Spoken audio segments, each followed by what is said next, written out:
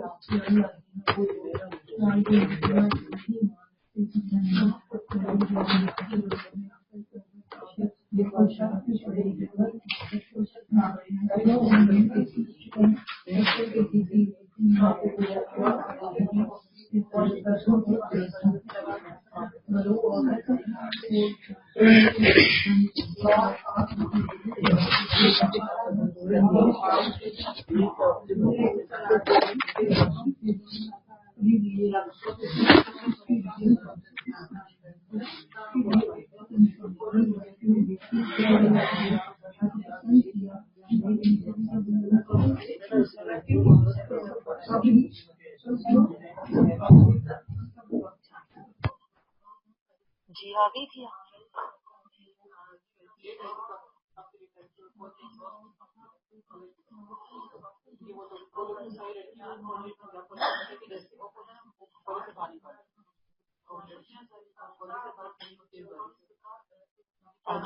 آج لیکن یہ ہے کہ ان کو چھٹی کتنے بجے ہوتی ہے؟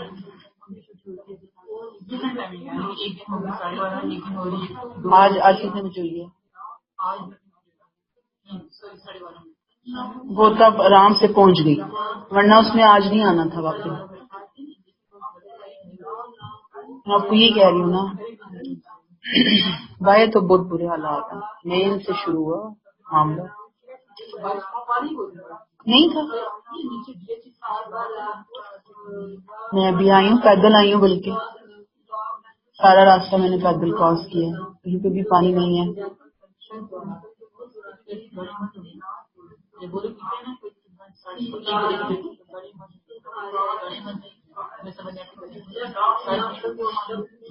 پانی ہاں.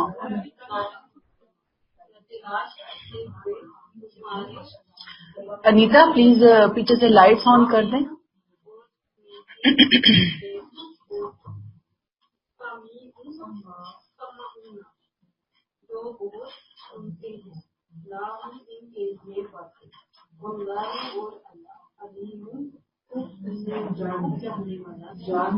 السلام علیکم. پلیز مینج کیجیے گا. جفرا نہیں ہے. اچھا میں اب اس کا رخ ادھر موڑ دوں گی.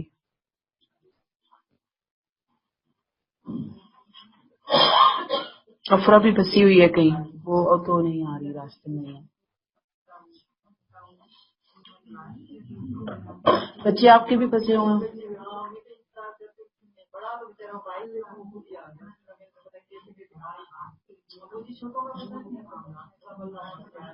اللہ سے دعا ہی ہے، اللہ ان کو ثانیہ سے لے کر. کچھ بھی نہیں ہے باہر. اب تو فی الحال دیکھیں ان کی جب بیٹی گزری ہے تو بقول اس کے کہ پانی تھا اس وقت، لیکن جب میں وہاں سے پیدل چونکہ گزر کر آئی ہوں جہاں پہ انہوں نے روکا ہوا ہے ساری ٹریفک کو، وہاں سے آگے کوئی مسئلہ نہیں ہے، اتنا سا بھی مسئلہ نہیں ہے. سارا سیکورٹی ان کی وہاں کھڑی ہوئی تھی اور وہ ٹریفک کو ادھر ادھر. تو جگہ کتنی ہے چھوٹی سی، تو وہ ڈی ایچ اے میں 2 لین سڑک ہے. نہیں کچھ بھی نہیں تھا. انہوں نے جو سروس روڈ ہے وہ بھی ٹریفک جیم، ادھر بھی ادھر بھی، بیچ میں سب جگہ جیم فل، سب جیم.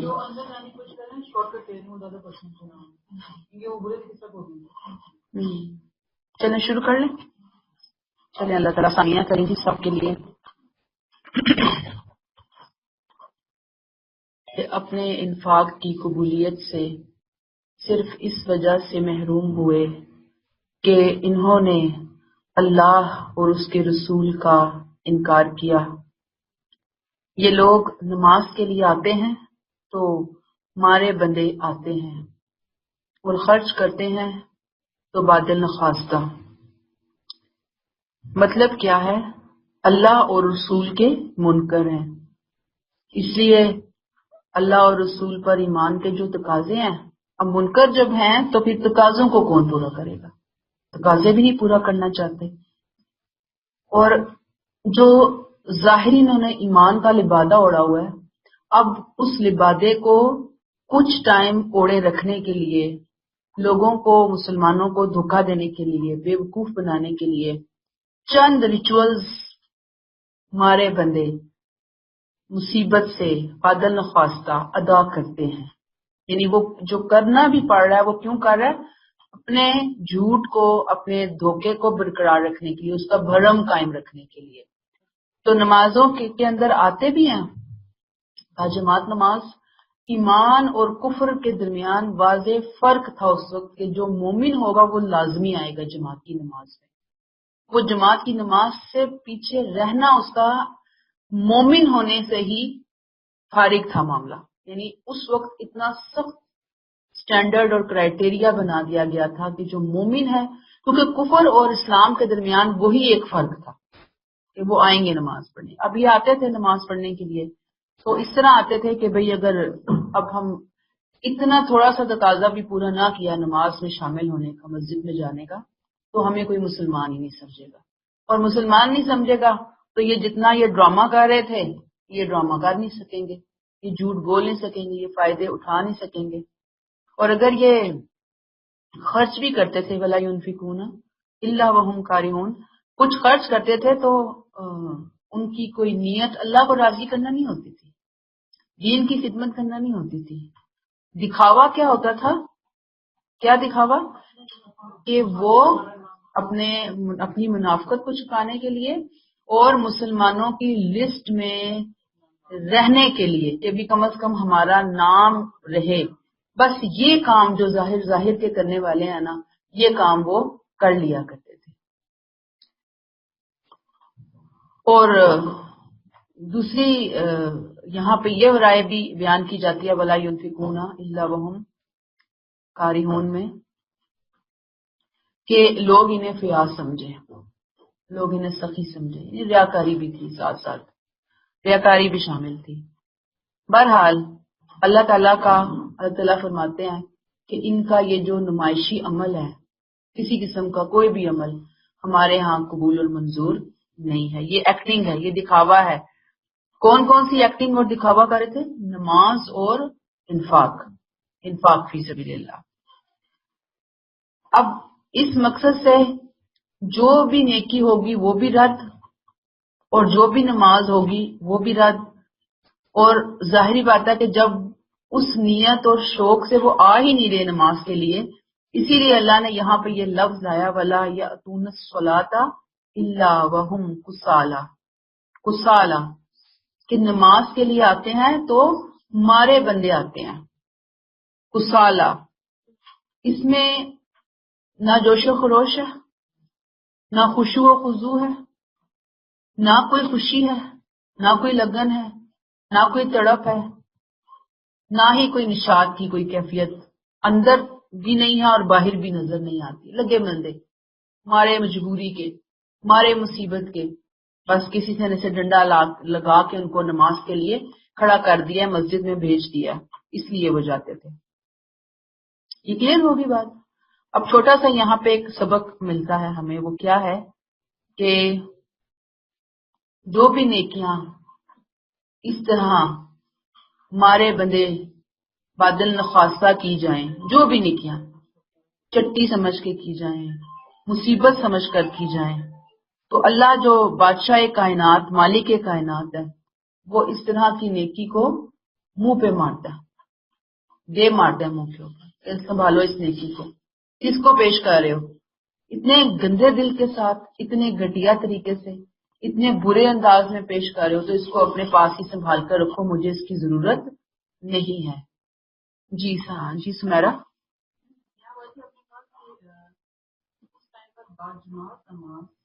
ایمان اور کفر کے درمیان فرق کرتی ہے. حدیث وہ جو مجھے معلوم ہوئی ہے نماز مسلمان اور کافر کے درمیان فرق کرنے والی ہے.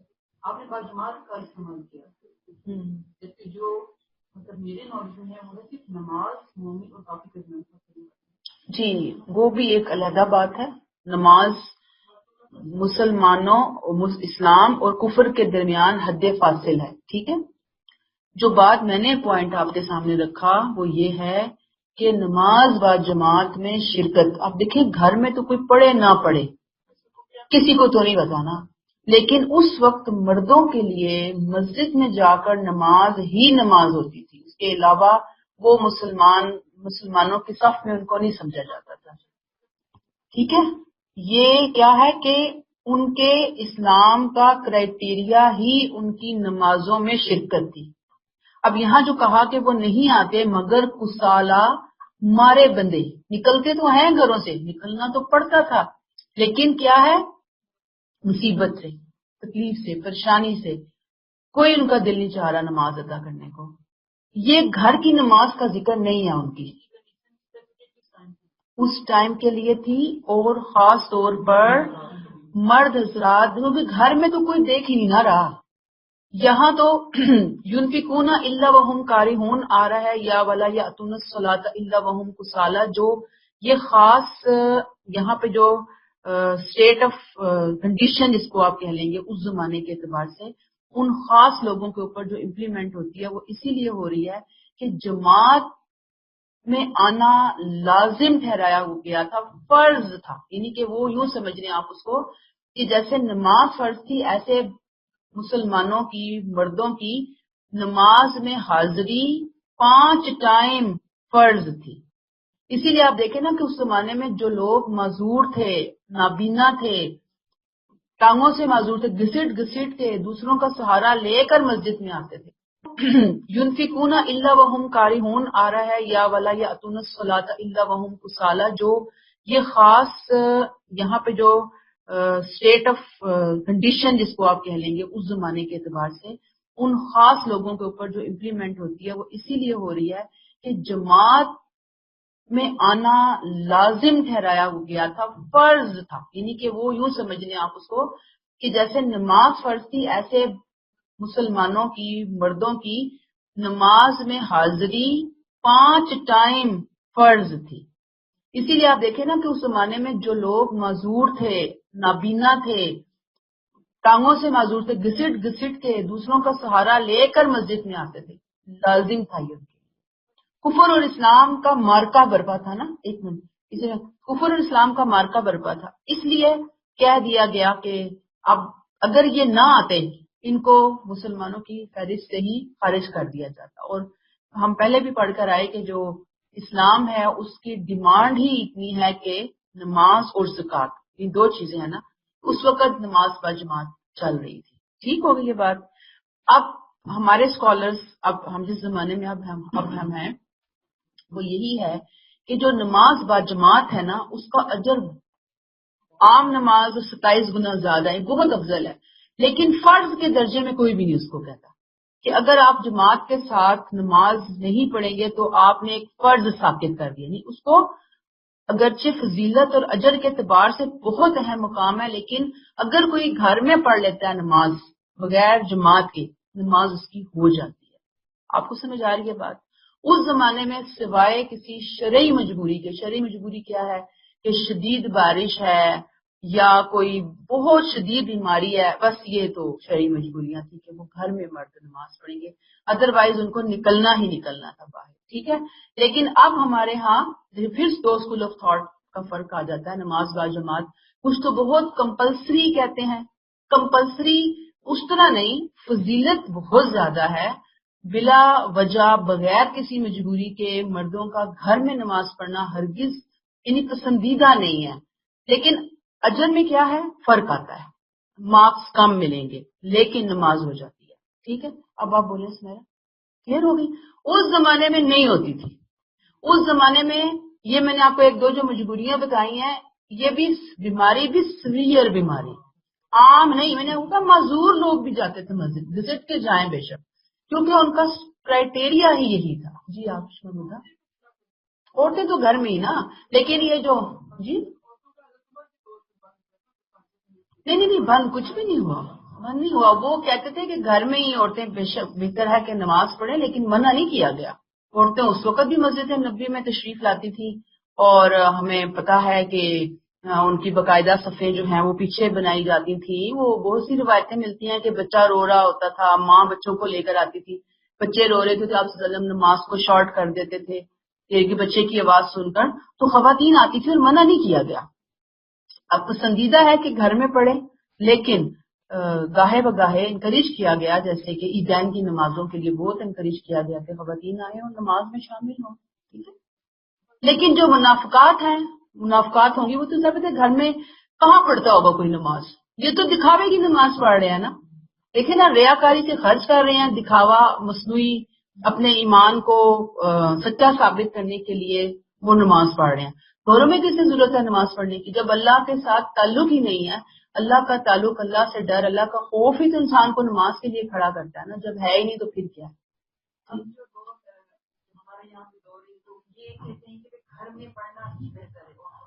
عورتوں کے لیے ہاں ہاں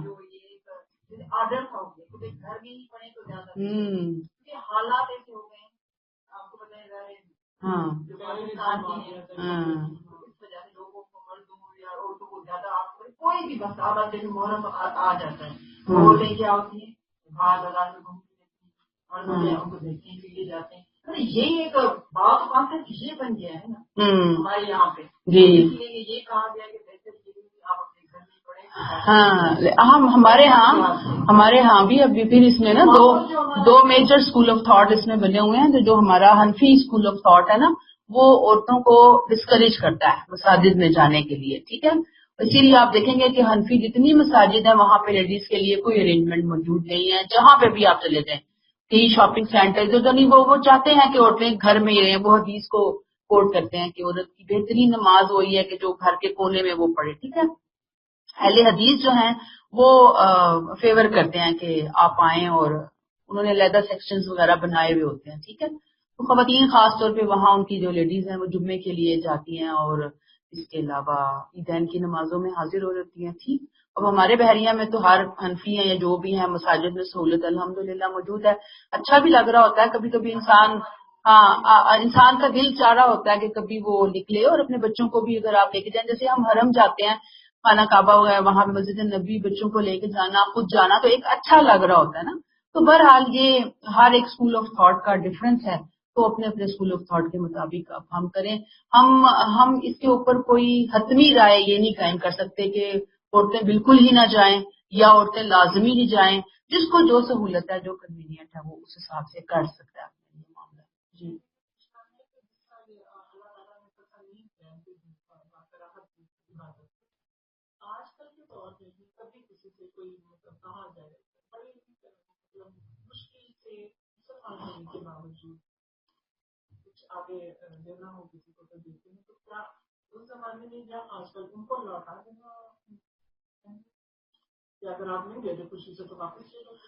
نہیں، ہم دیکھیں اگر وہ خوشی سے نہیں دے رہے تو پھر ان سے اس طرح نکلوانے کی ضرورت ہی نہیں کہ اصرار کیا جائے ان کے ساتھ. ٹھیک ہے نا، تو وہ اگر خوشی سے نہیں دے رہے تو پتہ نہیں پھر اللہ تعالیٰ بھی کیسا معاملہ کریں گے. ہم تو کچھ نہیں کہہ سکتے ان کے اور اللہ کے معاملات کو.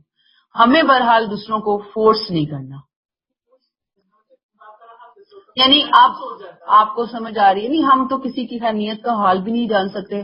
ہمارے محسوسات وہ غلط بھی ہو سکتے ہیں. اس بندے کی جو دیر ہے، ممکن ہے وہ طبیعت خراب ہے، ممکن ہے کسی اور اسٹیٹ آف مائنڈ میں ہے وہ اس وقت. ہم نہیں کچھ بھی کہہ سکتے، یا وہ نکال کر ہی نہ دے آپ کو اس وقت. لیکن اگر چلیں اس نے مارے لگے بندے کچھ دے ہی دیا آپ کو، خاموشی سے پھر رکھ لیں کہ دے دیا، اللہ تعالیٰ اس کو ہدایت دیں اور اللہ تعالیٰ قبول کریں. ٹھیک، لیکن اگر آپ کو ایسا فیل ہوتا ہے اس کی طرف سے تو پھر نیکسٹ ٹائم اوائڈ کریں ایسے بندے سے، یا اس کو فورس کرنے سے یا اس سے لینے سے. جس نے دینا خود ہی نکال دے گا، کہنے کی کیا ضرورت ہے وہاں پہ. ٹھیک ہے نا، ہر بندے کو محسوس تو ہو رہا ہوتا ہے نا کہ ہماری ذمہ داری ہے، ہمیں دینا ہے. اب دوسرا بندہ اگر اس کو فورس کر کے لے یا مسلط ہو جائے اس کے سر پہ تو پھر مشکل ہو جاتی ہے نا. تو وہاں پہ بہتر ہے کہ اپنا آپ کو ذرا انسان سائڈ پہ رکھے، اس کو اپنے رب کے ساتھ ڈائریکٹ معاملہ کرنے دے. ٹھیک ہے.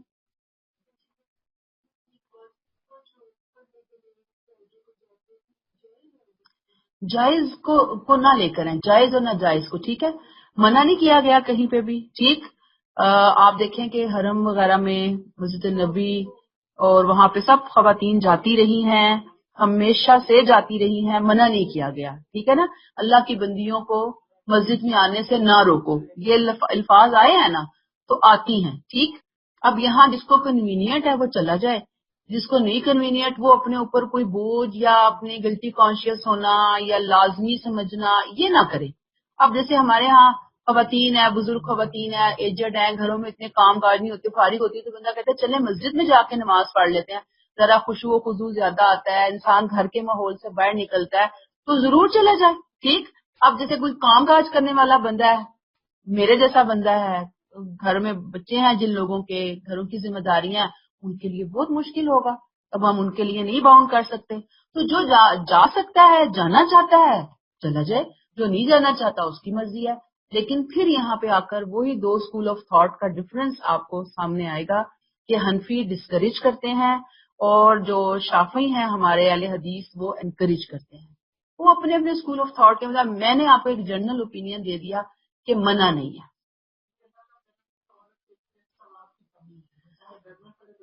ہاں، ثواب تو بالکل ایک جیسا ہے، بالکل۔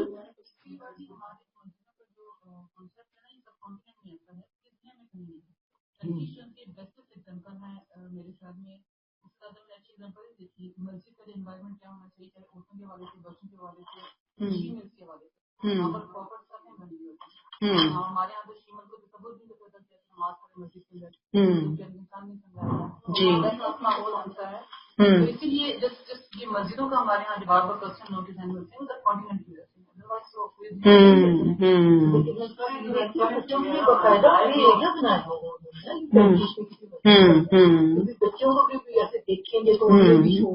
نہیں آپ جدھر جدھر عرب کنٹریز میں جہاں پہ بھی چلے جائیں آپ کو سب جگہ میں ملے گا، یہاں پہ یہ ہمارے جو اسکول آف تھاٹ جو اسٹرانگ ہوا ہے نا ہمارا اس وجہ سے۔ لیکن آپ جیسے یہ کہہ رہی ہیں انیتا کہ وہ دہشت گردی بھی ہے اور بہت سارے معاملات بھی ہیں، ٹھیک ہے، آپ دیکھیں جہاں پہ سیکورٹی کے مسائل ہیں تو وہاں پہ لیڈیز نہ جائیں، لیکن مرد جو ہیں ہم اب ان کو خواتین کی، گھروں کی جو خواتین ہیں وہ اس خوف سے کہ بھئی اللہ نہ کرے شوہر کو بھیجا ہے، بیٹے کو بھیجا ہے باہر، کوئی دھماکہ نہ ہو جائے، کچھ نہ ہو جائے، دیکھیں کہیں حادثہ اگر زندگی میں آنا ہے تو وہ گھر بیٹھے ہوئے بھی آ جائے گا اگر وہ نصیب میں ہے، تو اس وجہ سے صرف نہ روکا جائے ان کو، ٹھیک ہے نا۔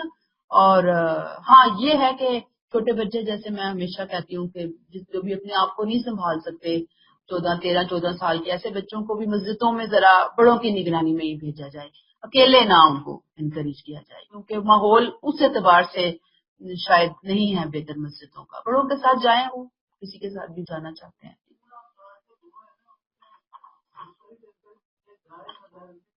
ہاں نہیں نہیں، حنفی تو ناجائز ہی کہتے ہیں، حنفی ناجائز کہتے ہیں، حنفیوں نے کبھی اپنی مساجد میں عورتوں کے لیے کوئی بھی گنجائش نہیں رکھی، کوئی بھی گنجائش۔ یہ تو اب کچھ حرم میں ہمارا یہاں لوگوں کا عمرے کے پوائنٹ آف ویو سے جانا آنا بہت ہو گیا، آپ دیکھیں پچھلے 8 سالوں سے 10 سالوں سے ذرا زیادہ لوگوں کی آمد و رفت ہو گئی ہے، وہاں پہ گئے ہیں، لوگوں کے دماغ تھوڑے سے کھلے ہیں کہ بھئی عورتیں نکلتی ہیں جاتی ہیں، بس وہاں پہ چھوٹی چھوٹی مسجدوں میں بھی آپ جائیں گے وہاں پہ لیڈیز کا آپ کو انتظام اچھا ملے گا نا، ٹھیک ہے۔ تو اب ہمارے ہاں بھی لوگ کچھ سوچنا شروع ہوئے ہیں، تو کچھ پبلک ایریاز میں آپ کو کہیں نہ کہیں کچھ جگہ پورشنز ملیں گے کہ جی یہ لیڈیز کے لیے ہے، اب یہ ہو گیا ہے سلسلہ یہاں پہ۔ لیکن پہلے ہم جب میں یعنی کہ جوانی میں وہ جو ایج کے ذرا گھوم لیتے تھے باہر، کوئی بازار چلے گئے تو ہمیں کوئی مسجد نہیں ملتی تھی باہر نماز پڑھنے کے لیے، تو ابھی بھی نہیں ملتی بہت ساری، لیکن اب مال میں چلے جائیں آپ کہیں تو آپ کو سارے مالز میں کچھ نہ کچھ ملیں گی، یعنی یہ ایک گڈ چینج ہے، یہ ایک گڈ چینج ہے معاشرے کے اندر کہ کچھ جگہوں پہ آپ کو مل جاتی ہیں چیزیں، تو یہ اللہ تعالیٰ کرے گا کہ آہستہ آہستہ لوگ اس کو سوچنا شروع ہوں گے کہ بھئی خواتین بازاروں میں گھوم پھر لیں، نماز نہ پڑھیں، یہ کیا وجہ ہوئی، تو ہونا تو چاہیے نا ارینجمنٹ ان کے لیے۔ چلیں آگے، آیت 55، فلا تعجبک اموالہم ولا اولادہم، تو تم ان کے مال و اولاد کو کچھ وقت نہ دو۔ اللہ تو یہی چاہتا ہے کہ ان کے لیے، ان کے ذریعے سے یہ چیزیں ان کے لیے اس دنیا میں بھی سزا کا سبب بنے، اور ان کی جانیں بھی اس حالت میں نکلیں کہ یہ کافر ہوں۔ یعنی اللہ نے جن کو مال دیا، اولاد دی، ظاہری بات ہے اگر مال اور اولاد کے ساتھ ایمان اور اخلاق بھی ہے تو مال اور اولاد بہت بڑی نعمت ہے۔ پھر انسان کوشش کرے کہ مال، اولاد، جانوں کو اللہ کی راہ میں، اللہ کے دین کی خدمت کے لیے لگائے۔ اسی لیے نبی کریم صلی اللہ علیہ وآلہ وسلم دل سے اس چیز کے تمنائی تھے، دعا گو تھے کہ اللہ تعالیٰ آپ نے انہیں مال اور اولاد جیسی نعمت دیا، انہیں ایمان اور اخلاق کی نعمت بھی عطا فرما دے۔ دعا کرتے تھے وہ، تاکہ یہ ان نعمتوں کا حق ادا کریں، تاکہ یہ آپ کے حضور اعلیٰ درجات حاصل کریں۔ مال اور اولاد تو ہے نا، اس کو سیڑھی بنا کر یہ مزید آپ کا قرب حاصل کر سکے۔ دنیا ان کو ملی ہوئی ہے، ان کو دین بھی عطا فرما دے، یہی آپ صلی اللہ علیہ وسلم کی خواہش تھی۔ لیکن آپ دیکھیں آپ صلی اللہ علیہ وسلم نے کس قدر جتن کیے، کس قدر سمجھے آہوزاری، گریہوزاری، اللہ کے سامنے بھی، لوگوں کی بھی ایک طرح منتیں ترلوں والی بات تھی۔ ان تمام منتیں ترلوں کے بعد آپ دیکھیں کہ یہ پھسڈی کے پھسڈی تھے، ہم نہیں مانیں گے، ہم نہیں آئیں گے۔ تو یہاں پہ اللہ تعالیٰ نے آپ صلی اللہ علیہ وسلم کو انفارم کیا، فَلَا تُعْجِبْكَ أَمْوَالُهُمْ وَلَا أَوْلَادُهُمْ، کہ اے نبی صلی اللہ علیہ وسلم آپ ان بدبختوں کے مال اور اولاد کو کچھ بھی وقت نہ دیں، کچھ بھی اہمیت نہ دے۔ اللہ تعالیٰ اصل میں یہ مال اور اولاد ان کو دیے تو اس لیے تھے کہ یہ اس کے ذریعے اللہ کا مزید قرب حاصل کرتے۔ جب انہوں نے قرب حاصل کرنا پسند ہی نہیں کیا تو یہ مال اور اولاد ان کے لیے غلامی کے پھندے بن گئے، یہ ان کے غلام بن گیا مال اور اولاد کے۔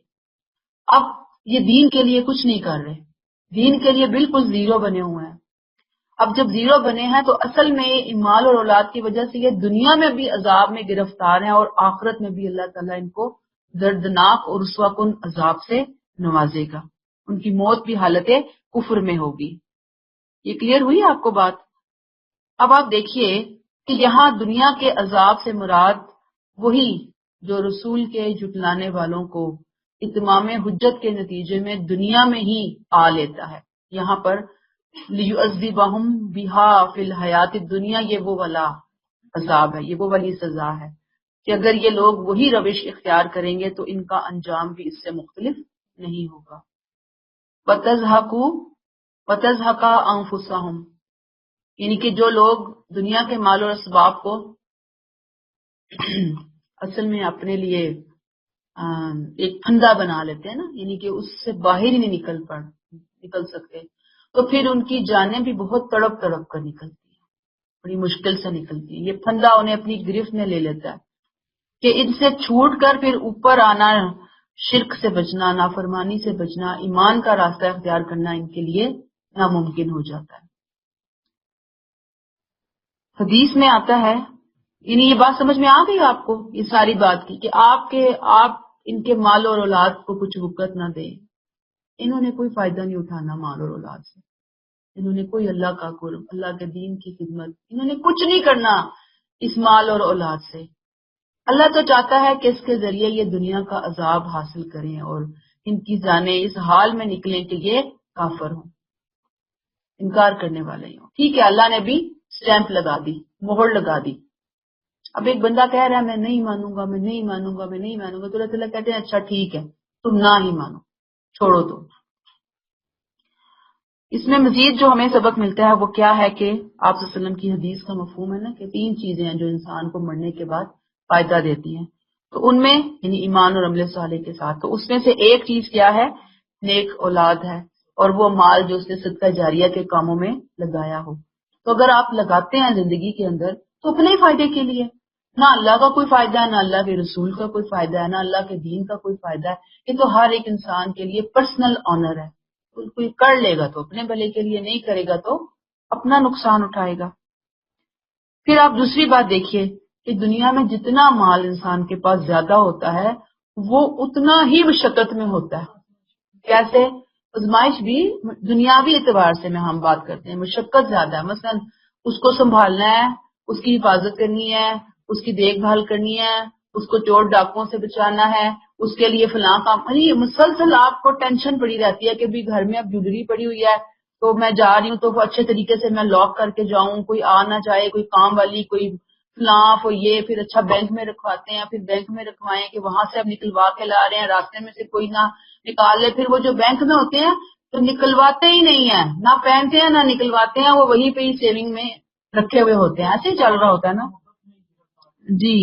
تو آپ دیکھیے کہ یہ اتنا یہ چیزیں اپنے آپ میں بزی کر لیتی ہیں کہ انسان اپنے آپ کو بھول جاتا ہے ان چیزوں کی حفاظت کے اندر، ان چیزوں کو سنبھالنے کے اندر. تو اب آپ دیکھ لیجئے کہ جب انسان کا ان چیزوں سے فائدہ اٹھانے کا ٹائم آتا ہے اس وقت کیا ہوتا ہے، یا وہ خود بیمار ہوتا ہے یا اولاد نافرمان نکلی ہوتی ہے، کوئی فائدہ نہیں ہو رہا ہوتا. تو بس انسان پھر ایک حد تک اس چیز کو آگے لے کر چلے. ایک حد سے آگے اگر ہم بڑھیں گے مال اور اولاد کی محبت میں دین کو قربان کر کے. بات کہاں پہ آ رہی ہے؟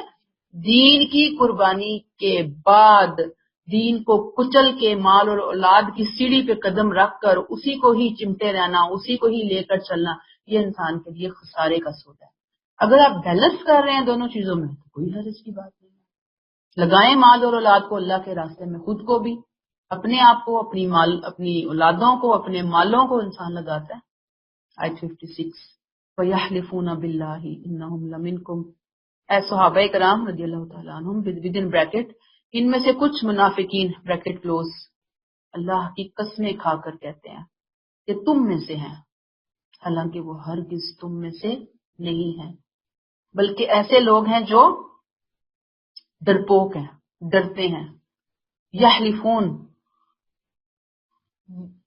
یہ ان لوگوں کی بات ہو رہی ہے جن کو ابھی ہم نے دیکھا پیچھے، جو منافق ہیں اصل میں انہوں نے دین کا لبادہ اڑا ہوا ہے.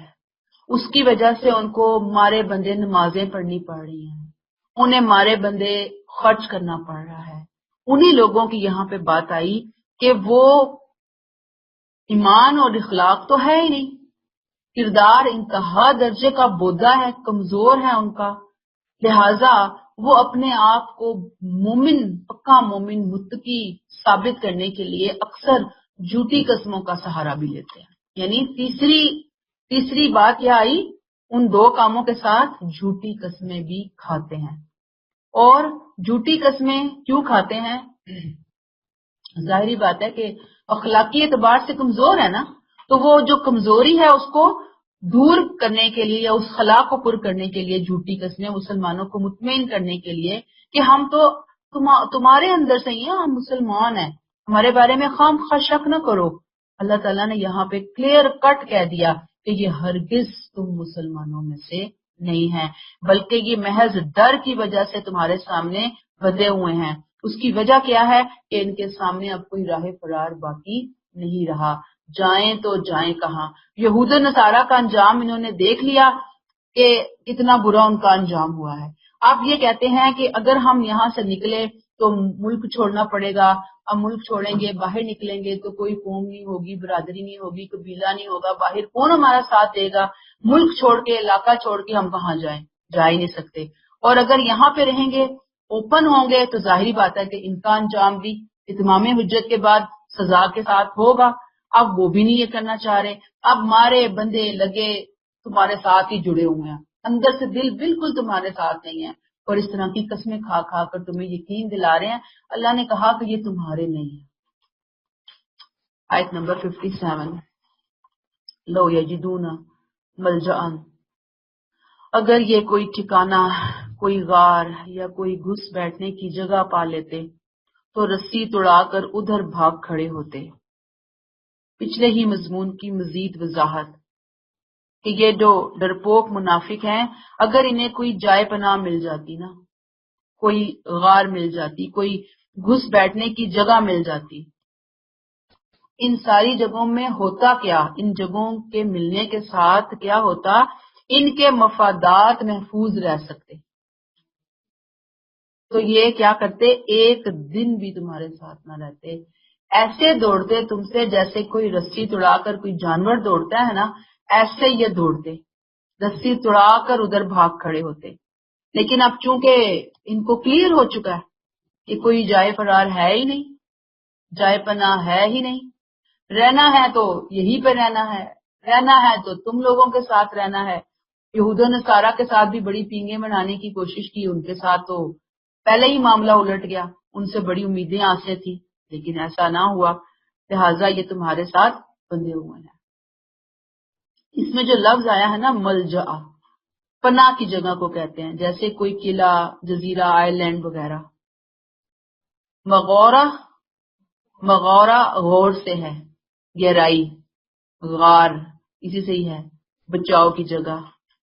مدخلہ دخل اندازی سے ہے، داخل ہونے کی جگہ، جیسے کوئی تہ خانہ ہوتا ہے، سرنگ وغیرہ ہوتی ہے۔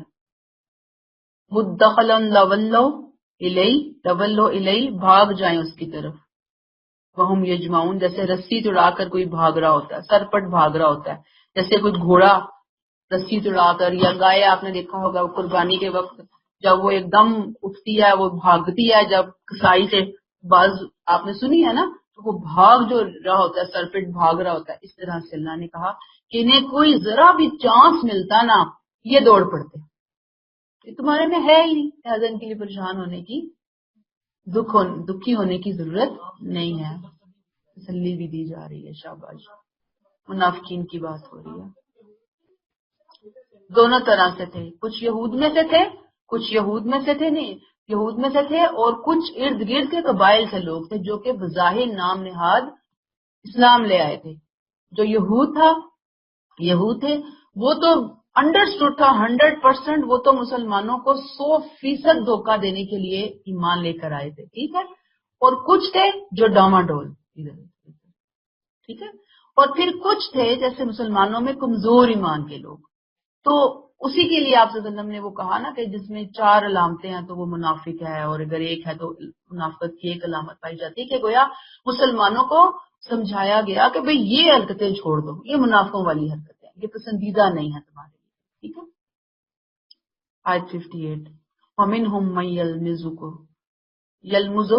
یلمزک کیا ہے، کاف کے اوپر، کاف کے اوپر نبی صلی اللہ علیہ وسلم، ان منافقین میں ایسے لوگ بھی ہیں جو صدقات کی ودن بریکٹ تقسیم میں بریکٹ کلوز تم پر عیب لگاتے ہیں، الزام لگاتے ہیں، ودن بریکٹ، یہ وہی لوگ ہیں جنہیں لالچ نے تمہارے ساتھ باندھا ہوا ہے نا، بریکٹ کلوز۔ چنانچہ اگر اس مال میں سے انہیں کچھ دیا جائے تو راضی رہتے ہیں، اور نہ دیا جائے تو یہ برہم ہو جاتے ہیں۔ پیچھے ہم نے پڑھا نا کہ خوف نے انہیں باندھا ہوا ہے۔ اب یہ ان منافقین کا ذکر ہے جن کے پاس مال نہیں ہے، پیچھے والوں کے پاس مال تھا، مالدار منافقین تھے، یہ جو منافقین کی قسم ہے ان کے پاس مال نہیں ہے، ان کو لالچ نے اے نبی آپ کے ساتھ، مسلمانوں کے ساتھ باندھا ہوا ہے۔ ان کی حالت کیا ہے کہ جب تم انہیں دیتے رہو تو خوش ہیں، ذرا کمی کر دو تو فوراً الزام تراشیاں شروع کر دیتے ہیں، فوراً نکتہ چینیاں کرنا شروع کر دیتے ہیں کہ دوسروں کو تو بڑا پیازی سے دیا جا رہا ہے اور ہمیں ہمارے حق سے محروم کیا جا رہا ہے۔ کلیئر ہوئی بات آپ کو، یعنی ان کی حالت یہ ہے۔ پھر آیت نمبر 59، وَلَوْ أَنَّهُمْ رُدُوا مَا آتَاهُمُ اللَّهُ وَرَسُولُهُ، ودن بریکٹ ان کے لیے کہیں بہتر ہوتا، بریکٹ کلوز، اگر وہ اس حصے پر راضی ہوتے جو اللہ اور اس کے رسول نے انہیں دیا تھا، اور کہتے ہمارے لیے اللہ ہی کافی ہے، اللہ آگے ہمیں اپنے فضل سے بہت کچھ دے گا، اور اس کا رسول بھی، ہمیں تو اللہ چاہیے۔ صحیح تعلیم دے دی گئی، صحیح انداز سکھا دیا گیا کہ صحیح طریقہ کیا ہونا چاہیے، اللہ اور اس کے رسول پر اعتماد ہونا چاہیے، قناعت پسندی ہونی چاہیے، اہل ایمان کی خواہشات، ان کی دلچسپیاں، ان کی دعائیں، ان کی رغبتیں کس کی طرف ہونی چاہیے، اللہ کی طرف ہونی چاہیے۔ اللہ کافی ہے ہمارے لیے، اور رسول کے حوالے سے کہ ہمیں تو رسول جو عطا کر دیں گے، ثابت ہے جب آپ موجود تھے تو اس میں آپ عطا کر رہے تھے لوگوں کو، پھر جو بھی وہ ہمیں دیں گے ہم خوش ہیں، ہم راضی ہیں ان کے دیے کے اوپر۔ تو یہاں پہ اللہ تعالیٰ کہتے ہیں کہ جو کچھ اللہ نے ان کو خزانے میں سے دیا اس پہ راضی، جو رسول دے رہے ہیں اس پر قناعت کرتے ہیں۔ تو جن کی حالت یہ ہے، جن کا رویہ یہ ہے، وہ کہتے ہیں قالوا حسبنا اللہ، ہمارے لیے اللہ کافی ہے، سیؤتینا اللہ من فضلہ، اللہ ہمیں اپنے فضل سے اور دے گا اور نوازے گا، اور رسول سے بھی وہ مزید عنایت کی توقع رکھتے ہیں۔ کوئی عیب جوئی نہیں، کوئی نکتہ چینی نہیں، کوئی الزام تراشی نہیں، کوئی شکوہ شکایت نہیں، کوئی مایوسی نہیں، بلکہ اللہ سے، اللہ کے رسول سے حسن ظن رکھتے ہوئے معاملہ کر رہے ہیں۔ اور جب یہ حسن ظن رکھتے ہیں تو ظاہری بات ہے کہ اللہ اپنے فضل کے مزید دروازے کھولتا ہے ان کے اوپر، مزید برکتیں عطا فرماتے ہیں۔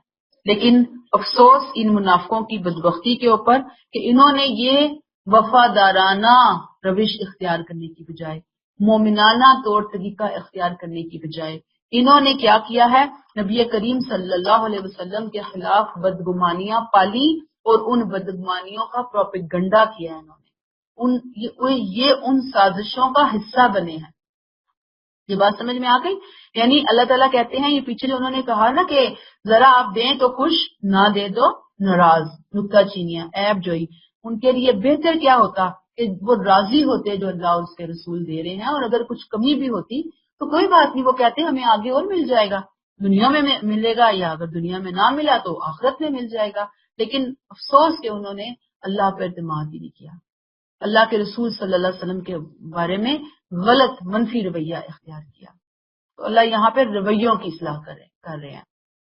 آیت 60، انما الصدقات للفقراء، انہیں بتائیے کہ یہ صدقات بریکٹ یعنی زکوٰۃ، یہاں صدقات کے کس معنوں میں آئے؟ زکوٰۃ کے معنوں۔ صدقات کی اقسام ہے نا، صدقات واجبہ اور صدقات نافلہ۔ واجبہ میں کیا ہے؟ زکوٰۃ، عشر وغیرہ، اور نافلہ میں تو پھر بہت ہی وسیع مفہوم ہے نفلی صدقات کے حوالے سے۔ یہاں جو صدقات ہیں یہ زکوٰۃ کے میننگ میں ہے، آگے لکھ لیجئے بریکٹ میں۔ در حقیقت کس کے لیے ہے؟ محتاجوں، مسکینوں کے لیے ہے، ہاں ان کے لیے بھی جو ان کے نظم پر معمور ہو، ان کے لیے جن کی تالیف قلب مطلوب ہو، ان کے لیے جن کی گردنیں چھڑانی ہے، اور تاوان زدوں کے سنبھالنے میں، مدد کرنے میں، اللہ کی راہ میں اور مسافروں کی بہبود کے لیے خرچ کیے جائیں گے۔ یہ اللہ کا مقرر کردہ فریضہ ہے، اللہ نے یہ فریضہ مقرر کیا ہے۔ اب آپ اس میں دیکھیں کہ یہ آیات جو ہیں مستحقین کے حوالے سے ایک لسٹ ہے جو اللہ تعالیٰ نے دے دی۔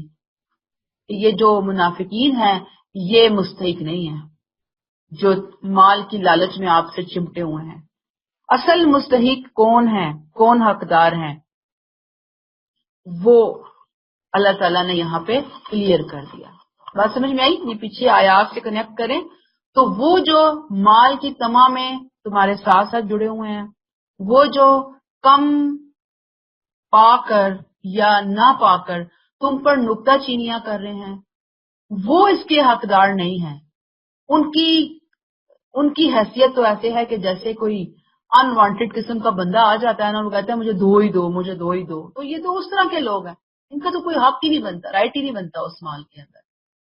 کلیئر ہو گئی؟ تو یہ ہے۔ اب یہاں پہ اس آیت کو ہم لیتے ہیں نا، انما الصدقات، صدقات، یہ اس میں ظاہری بات ہے کہ صدقات میں جیسے میں نے آپ کو بتایا کہ بہت ساری چیزیں آ جاتی ہیں، فرض بھی آ جاتی ہیں، نفل بھی آ جاتی ہیں، زکوٰۃ بھی آ جاتا ہے، انفاق بھی آ جاتا ہے، مختلف چیزیں آ جاتی ہیں اس کے اندر۔ تو صدقات کا جو روٹ ہے نا، اس کی ڈیپتھ میں جائیں آپ، روٹ ورڈ جو ہے وہ صدق ہے، سواد دال خوف، صدق سے ہے، سچائی، قول و فعل میں سچائی، قول اور فعل، روح اور جسم میں سچائی، ہم آہنگی۔ تو اللہ تعالیٰ نے یہاں پر اصل میں جو صدقات کی ایک خاص شاخ کو لیا زکوٰۃ کے حوالے سے، اور اس کی ڈیٹیل اللہ تعالیٰ نے یہاں پہ بیان کر دی کہ کس کے لیے ہے؟ للفقراء، فقراء اور والمساکین، مسکین کے لیے ہیں۔ اب فقیر اور مسکین بظاہر دیکھنے میں لگ رہا ہے محتاج اور مسکین ایک جیسے ہیں، لیکن یہاں پہ تھوڑا سا فرق ہے اور باریک فرق ہے. یاد رکھیے کہ فقیر ہر وہ شخص ہوتا ہے جو اپنی روزگار کے لیے، اپنے کھانے پینے کے لیے ہر چیز میں وہ دوسروں کا محتاج ہو. فقیر اور اس کے اپوزٹ ورڈ ہے غنی. تو جو غنی نہیں ہے وہ کون ہے؟ فقیر میں آ جاتا ہے. خواہ وہ سوال کرے، کسی سے مانگے، یا اپنی خودداری کی وجہ سے کسی سے نہ مانگے، وہ کس کیٹیگری میں آتا ہے؟ فقیر کی لسٹ کے اندر آتا ہے. اور مسکین وہ جو عام لوگوں کی نسبت زیادہ اس کی بری حالت ہے، انتہائی خستہ حال ہے، بے بس ہے، مجبور ہے. مسکین کو سمجھیے مسکنت سے، عاجزی، درماندگی، بری حالت، بیچارگی، کہ وہ زندگی کی جدوجہد میں حصہ لینے سے قاصر ہے. وہ ہر معاملے میں دوسروں کا محتاج ہے. گویا فقر بھی ہے اور اس کے ساتھ مسکنت بھی ہے. ٹھیک ہے، یعنی پہلے میں کیا تھا؟ فقر تھا، مشکل تھا ایک بندے کے لیے. مسکین کون ہے؟ بڑے ہی برا حال ہے، خستہ حال ہے. فقر پلس مسکنت دونوں اکٹھی ہو گئی ہے. یہاں پر بے بسی کا غلبہ ہے اس کے اوپر. اب آپ دیکھیں اس کو کہ یہ جو فقیر اور مسکین کو اس مثال سے بھی ایک ویسے میں سمجھانے کے لیے آپ کو کہوں کہ جیسے ایک شخص ہے نا، تو اس کے پاس اپنا چھوٹا سا گھر ہے، چھوٹا سا گھر ہے، ٹھیک ہے. اس کی کوئی مناسب سی جاب، چھوٹا سا بزنس بھی ہے، چھوٹا سا. مثلا سپوز کہ اس کو مہینے کی آمدنی 20,000 25,000 اس کو آمدنی ہو رہی ہے، ٹھیک ہے. گھر چھوٹا سا ہے، اپنا ہے. اب بچے ہیں 4-5 بچے، ان میں سے پڑھنے والے ہیں یا والدین ہیں وہ بیمار ہیں، کوئی بیماری کے اخراجات اس کے اوپر آئے ہوئے ہیں، بچوں کی ایجوکیشن چل رہی ہے، بڑا ٹف ٹائم چل رہا ہے اور مشکل صورتحال چل رہی ہے. میں مثال دے رہی ہوں آپ کو. اب اس کے جو اخراجات ہیں وہ بہت کھینچ تان کے بھی کرے، قناعت پسندی اور سادگی کے ساتھ وہ زندگی گزارا. میں نے کیا لفظ بولے؟ قناعت پسندی، سادگی کے ساتھ کھینچ تان کے گزارا کر رہا ہے. پھر بھی ہر مہینے وہ 5-10,000 15,000 اس کو مقروض ہو جاتا ہے، یا پیسے شارٹ ہو جاتے ہیں، اس کے پورے ہی نہیں پڑتے. اس کو جائز جو اس کی ضروریات ہیں وہ بھی پورے اچھے طریقے سے وہ پوری نہیں کر پا رہا. ٹھیک ہے، مناسب طریقے سے. جیسے آپ دیکھیں نا کہ ہمارا ایجوکیشن سسٹم کیسا ہے کہ سالانہ اتنے اخراجات ہو جاتے ہیں. جب کلاسز پروموٹ ہوتے ہیں بچے تو وہ کتابوں کے خرچے آ جاتے ہیں، اینول فنڈ وغیرہ آ جاتے ہیں. اور گورنمنٹ اسکولوں میں داخل جیسے کروایا، یہ نہیں میں آپ کہہ رہی کہ پرائیویٹ بہترین اسکولوں میں بندہ پڑھا رہا ہے اور کہتا ہے جی میرے پاس پیسے نہیں ہے. مطلب ایک مناسب طریقے سے جو بندہ ایک گزارا کر رہا ہے لیکن پورا نہیں پا رہا. اس کا کوئی بھی وجہ ہو سکتی ہے. آپ اپنی زکوٰۃ میں سے انہیں بھی دے سکتے ہیں، ان کے اوپر زکوٰۃ لگتی ہے. اگر معاملہ کیا ہے، میں نے آپ کو بتایا کہ وہ اپنی چادر کے اندر پاؤں پھیلانے کے عادی ہیں، ٹھیک، اور ایک مناسب طریقے سے اپنی زندگی چلا رہے. یہ نہیں کہ اللہ تللہ جو ہے وہ عیش و عشرت کر کے تو وہ فارغ ہو گئے ہیں، ادھر سے زیور بھی کچھ نہ کچھ سنبھال کے رکھا ہوا ہے، ادھر سے کچھ نہ کچھ کیش بھی لوگوں سے زکاتیں بھی لے رہے ہیں. ان لوگوں کی بات نہیں ہو رہی. سفید پوش، دوسروں سے سوال نہ کرنے والے، قناعت پسندی سادگی سے زندگی بسر کرنے والے، اپنے اخراجات پورے نہیں ہو پا رہے، مر کے کوشش کر رہے ہیں، پوری محنت ہو رہی ہے. یہ نہیں کہ نکھٹو بیٹھے ہوئے ہیں اور یعنی کہ وہ ایک ہوتا ہے نا کہ کما ہی نہیں رہے اور لوگوں سے زکاتوں کے آسرے پہ بیٹھے ہوئے ہیں کہ جی فلاں بھیج دے گا اور فلاں کی طرف سے. دیکھیں یہ غلط بات ہے، دوسروں کا حق مارنے والی بات ہے. تو اگر ایسے کوئی مڈل کلاس یا سفید پوش لوگ آپ کے سامنے ہیں تو وہ فقراء کی صف میں ہم ان کو رکھ کر زکوٰۃ میں سے ان کی مدد کر سکتے ہیں. یہ کوئی ناجائز یا کوئی گناہ کی بات نہیں ہے. تو دوسری جو کیٹیگری ہے ہمارے سامنے وہ تو بالکل محتاج خستہ حال ہے کہ نہ کوئی گھر بار ہے، نہ کوئی لباس ہے، نہ کوئی اور اخراجات پورا کرنے کا ذریعہ ہے. تو پھر وہ مسکینوں کی کیٹیگری کے اندر آتے ہیں. تو ظاہر بات ہے کہ ان پہ تو درجہ اولا زکوٰۃ جو ہے وہ لگتی ہے، اس کو پھر آپ دے سکتے ہیں. کلیئر ہو گئی یہ بات؟ جی سب کچھ لگتا ہے. صدقہ بھی دے سکتے ہیں آپ. صدقہ دے دیں تو اچھی بات ہے، زکوٰۃ کسی اور کے کام آ جائے گی. پھر کیا ہے؟ والعاملین علیہا، عاملین جیسے آپ دیکھیں نا کہ انکم ٹیکس کا ہمارا پورا FBR کا ادارہ ہے نا، تو ایسے ہی اس زمانے میں ایک پورا ادارہ تھا، یعنی بیت المال تھا، وہاں پہ زکوٰۃ اکٹھی ہوتی تھی، لوگ دور دور جاتے تھے، زکوٰۃ کلیکٹ کرنے والے، ان کو ملازمت دے دی گئی تھی ایک طرح سے کہ وہ جاتے، وہ پورا ٹائم لگاتے تھے، وہ کب کہیں کسی کی زکوٰۃ کب بن رہی ہے، کسی کی کب بن رہی ہے، تو وہ جا رہے ہیں اور زکوٰۃ کلیکٹ کر کے لے کر آتے ہیں، جیسے اب ہمارے ہاں انکم ٹیکس کے لوگ پھر رہے ہوتے ہیں نا، تو ان لوگوں کی جو تنخواہیں وغیرہ ہیں وہ اسی زکوٰۃ میں اکٹھی جہاں پہ ہوگی، اسی زکوٰۃ میں سے ان ورکرز کی تنخواہیں ادا کی جائیں گی، ٹھیک ہے۔ اور اچھا ایک منٹ، اس میں یہ نہیں ہو سکتا کہ کوئی خود ہی اٹھے اپنے طور پر زکوٰۃ جمع کرنا شروع کر دے کہ جی میں تو زکوٰۃ کے لیے فنڈ ریزنگ کر رہا ہوں، اور پھر وہ آدھی زکوٰۃ اسے کہے کہ جی یہ تو ملازمت کا ایک میری ملازمت ہو گئی، تو آدھی زکوٰۃ میں رکھ لیتا ہوں اور آدھی میں غریبوں میں بانٹ دیتا ہوں، یعنی یہ اس کا کوئی شکل نہیں ہے۔ اس کی شکل کیا ہے کہ حکومت یہ لوگ اس وقت مقرر کرتی تھی، اور حکومت کی سرکردگی میں ہی زکوٰۃ اکٹھی کی جاتی تھی، حکومت ہی اس کو خرچ کرتی تھی، کہاں خرچ کرنے ہیں یہ حکومت کو پتہ تھی باتیں، ٹھیک ہے۔ لیکن اب چونکہ ہمارے ہاں تو ہم جی ہاں جی اب ہمارے ہاں کیا ہے کہ زکوٰۃ کا تو کچھ سسٹم حکومت کی سربراہی میں کچھ سمجھ نہیں آتا کہ زکوٰۃ جاتی کہاں ہے، لگتی ہے، وہ ایک بد اعتمادی کی فضا ہے ہمارے درمیان۔ دوسرا یہ کہ گورنمنٹ نے بہت زیادہ ٹیکسز لگائے ہوئے ہیں مغرب کو فالو کرتے ہوئے نا، تو وہاں پہ تو ٹیکسز سے سارا سسٹم چل رہا ہے۔ ہمیں دین نے زکوٰۃ کا سسٹم دیا تھا، اگر اس کو آنیسٹلی اچھے طریقے سے امپلیمنٹ کیا جاتا تو میرا نہیں خیال تھا کہ کوئی ٹیکسز وغیرہ کی ضرورت پڑتی، ٹھیک ہے۔ لیکن اب وہ زکوٰۃ کو تو سسٹم کو نکال دیا ہم نے بیچ میں سے، اور اب آتے ہیں لوگ تو ہمیں پتہ ہی نہیں ہوتا کہ ہمارا پیسہ صحیح استعمال ہو رہا ہے، نہیں پھر لوگوں نے ہر ایک نے انفرادی طور پر زکوٰۃ دینا شروع کر دیا ہے۔ اب ہم گورنمنٹ کو ٹیکسز دیتے ہیں، وہ ٹیکسز سے پھر اپنی باقی ضروریات پوری کرتی ہے، اور آپ دیکھیں کہ ہمارے ٹیکسز بھی اگر ہم 100% ان کو صحیح جگہوں پہ لگایا جائے تو میرا خیال ہے لوگوں کی زندگی میں بہت زیادہ آسانیاں آ سکتی ہیں۔ تو اللہ تعالیٰ ہدایت دیں جو ہے۔ جی باجی آپ کیا کہہ رہی تھی؟ نہیں نہیں نہیں، ہاں جی زکوٰۃ کا مہینہ، جی جی بالکل آپ اکٹھے نکال سکتے ہیں، اکٹھے نکالیں، منتھلی نکالیں، ویکلی اپنی زکوٰۃ نکالیں، لکھتے رہیں، پھر سال کے بعد پورا اس کا حساب کر لیں کہ جتنا دے دیا کیا وہ اتنا تھا جتنا میرے اوپر بنتا تھا، ٹھیک ہے، یہ ضرور کر لیا کریں۔ پھر اگلی جو اس میں لسٹ میں آتا ہے والمؤلفۃ قلوبہم، مؤلفۃ قلوب کا کیا ہے کہ یہ ایک پولیٹیکل مصرف ہے، ٹھیک ہے۔ یہ کون سا ہے کہ اسلام اور مسلمانوں کے مفاد میں جو سیاسی اخراجات ہیں، جس میں نان مسلمز وغیرہ کہ وہ مسلمانوں کے ساتھ بس رہے ہیں، تو ممکن ہے کہ وہ مسلمانوں کے قریب آ جائیں گے، اس لیے ان کو دینا، اور اس لیے ان کو دینا کہ بھئی ایسا نہ ہو کہ دشمنوں سے جا ملیں، بہتر ہے کہ یہ مسلمانوں کے ساتھ ہی جڑے رہیں، تو زیادہ اچھی بات ہے۔ تو بعض علماء کہتے ہیں کہ یہ جو شک ہے نا مؤلفۃ قلوب جو ہے، یہ صرف آپ صلی اللہ علیہ وسلم کے زمانے تک تھی، لیکن ہمیں اس کی کوئی دلیل نہیں ملتی، یعنی قرآن نے ایسی کوئی ریسٹرکشن عائد نہیں کی کہ یہ اس زمانے تک تھی۔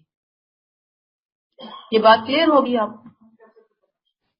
مؤلفۃ قلوب دیکھیں گے اپنے ارد گرد ہی دیکھیں گے نا کہ کوئی ایسے نان مسلم ہے، آپ کے گھر کوئی میڈ کام کر رہی ہے، سپوز نان مسلم ہے، آپ چاہتے ہیں کہ وہ اسلام قبول کر لے، آپ اس کو دے رہے ہیں اس کو، اس کے خرچے پورے کر رہے ہیں، اس کے بہت سارے معاملات، شاید بیٹی کی شادی ہوئی آپ نے کچھ دے دیا، اب آپ دے رہے ہیں، آپ زکوٰۃ میں سے خرچ کر کے اس نیت سے کہ بھئی اللہ کرے کہ یہ اسلام قبول کر لے، اس نیت سے آپ وہاں پر کہ یہ اسلام قبول کر لے، ہم اس لیے اس کی مدد کر رہے ہیں، تو کی جا سکتی ہے، ٹھیک ہے۔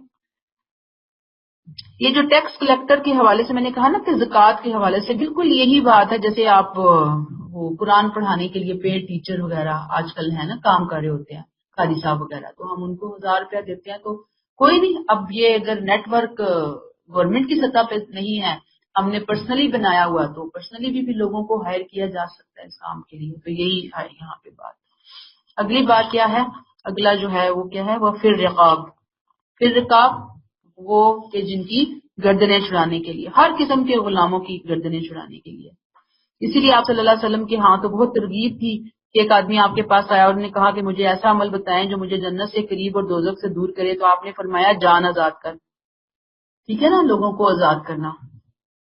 آج بھی لوگ جو ہیں وہ ریموٹ ایریاز جو ہیں انٹیریئر سے پنجاب، ریموٹ جو پنجاب کے ایریاز ہیں وہاں پہ مزارے وغیرہ جو ہوتے ہیں، ان ذمہ داروں نے ان کو اپنا غلام بنایا ہوتا ہے تھوڑی تھوڑی اماؤنٹ کے پیچھے. پوری پوری خاندانوں کو انہوں نے ایک طرح سے اپنا غلام اور قیدی بنایا ہوا ہوتا ہے، اور اتنا ظلم و ستم ہے، نہ وہ بیچارے کہیں بھاگ سکتے ہیں نا. جی،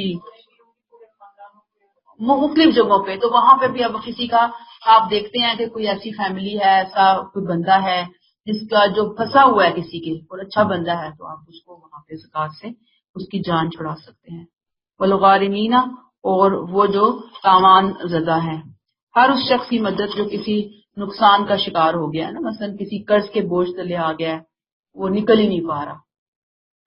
یہاں وہ قرض مراد نہیں ہے کہ جو للے للوں کے لیے لیا جا رہا ہے. میں پھر وہی بات کہوں گی، کیونکہ ہمارے یہاں میں لوگوں کو دیکھا ہے کہ وہ اس طرح بھی بڑی عیاشی کرتے ہیں، اور ایسے ایسے انہوں نے اپنے سارے خرچے پورے ہوتے ہیں، بہترین کپڑے، بہترین جوتے، بہترین ہر چیز، بہترین بہترین، پھر زکات بھی دے رہے ہوتے ہیں.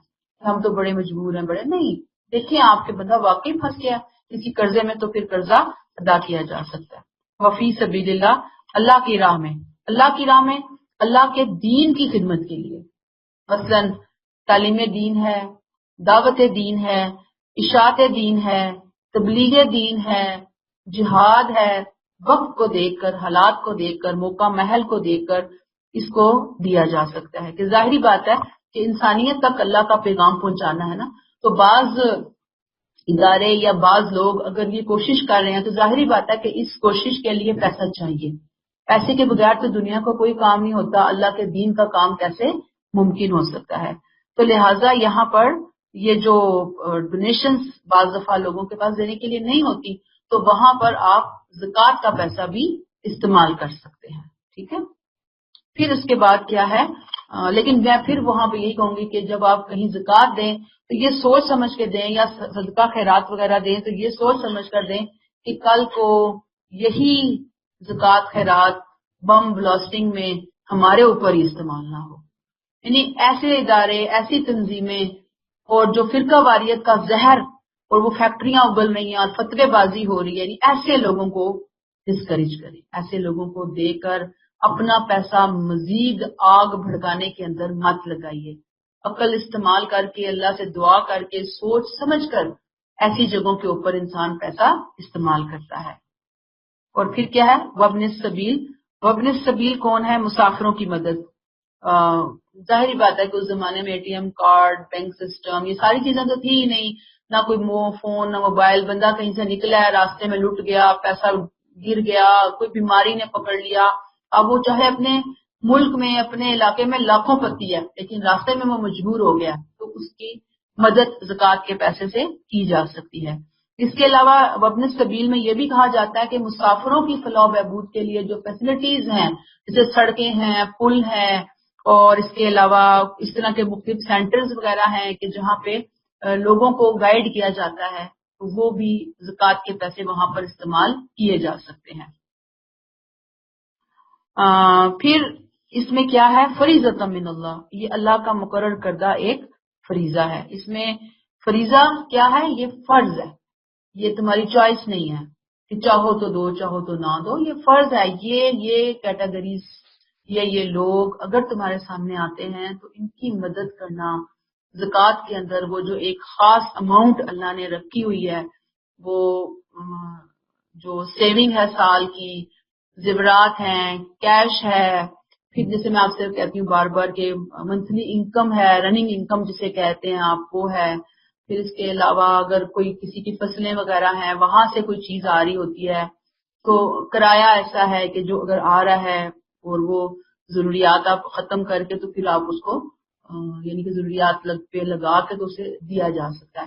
لیکن اب مسئلہ یہ ہے کہ ہمارے ہاں وہی پھر مسئلہ بن جاتا ہے کہ جو کرایہ وغیرہ اور منتھلی انکم ہوتی ہے ہماری، تو ہمارے تو اپنے خرچے پورے نہیں ہوتے، کیونکہ ہماری قناعت پسندی اور سادگی تو واہ واہ ہے، ریاکاری، اسراف تو بہت زیادہ ہے.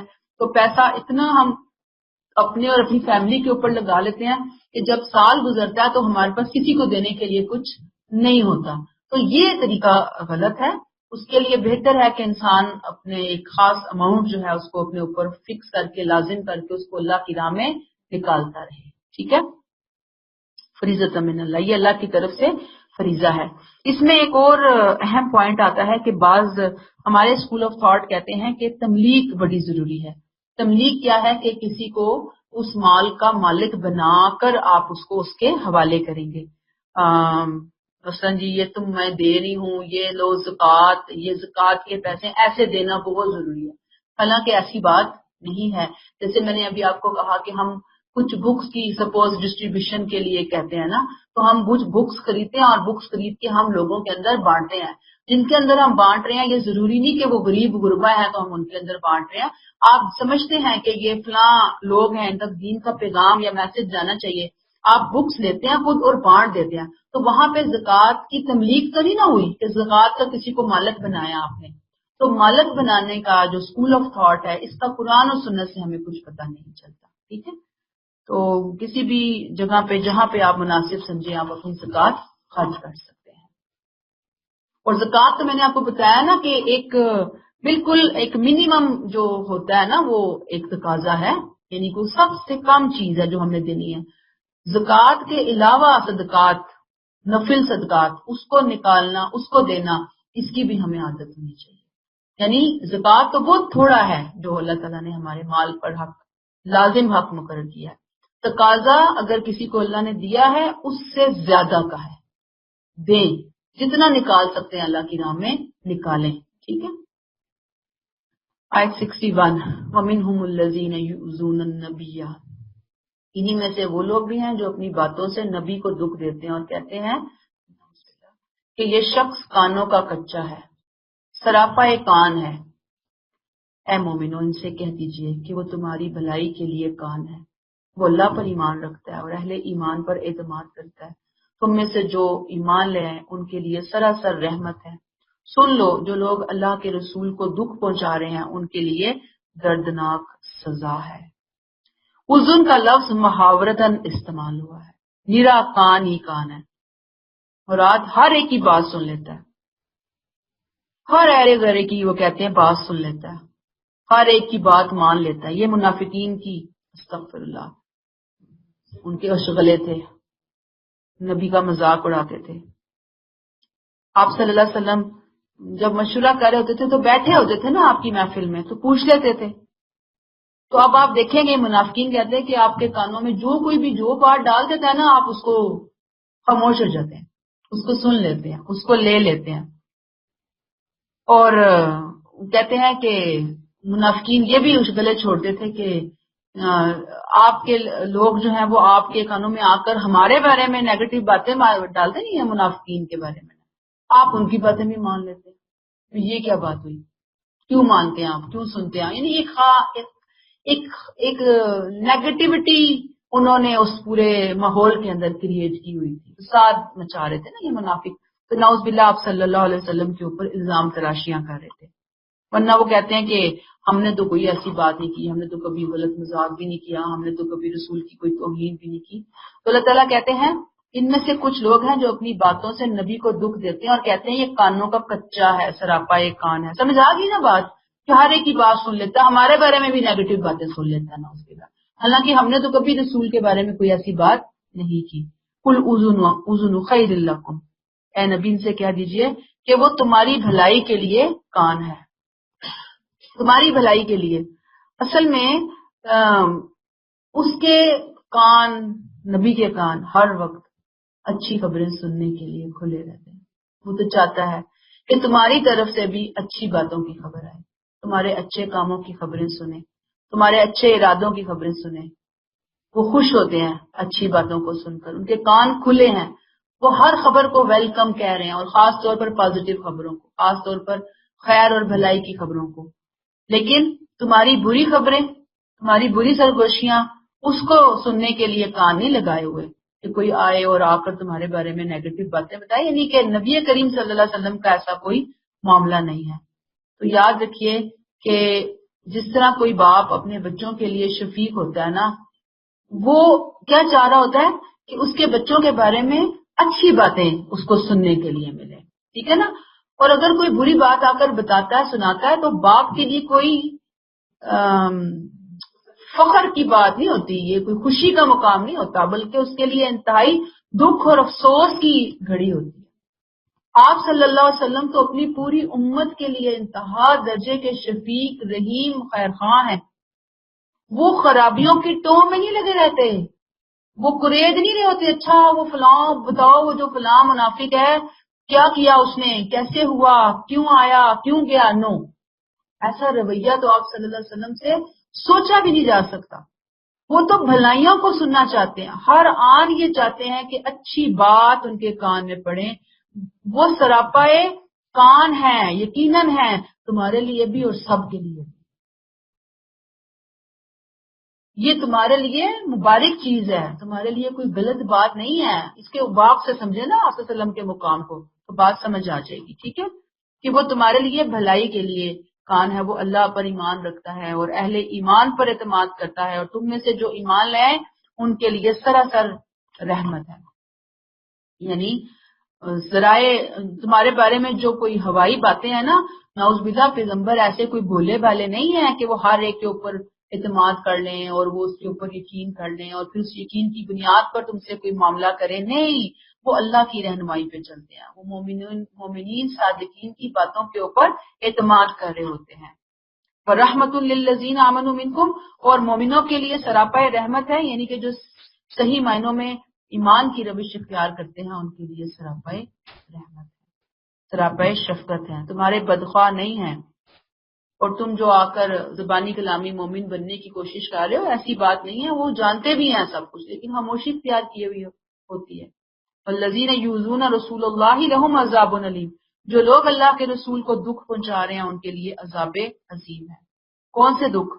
اپنی حرکتوں سے، اپنی باتوں سے، اپنے کانوں سے، زبانی دعوی ایمان سے وہ دکھ پہنچا رہے ہیں رسول کو. اس طرح کی باتیں کر رہی ہیں، کانوں کے کچے. یہ کوئی بات ہے بھلا؟ ایک عام بڑے بندے کے لیے آپ اس طرح کی بات کریں تو قابل شرم بات ہے.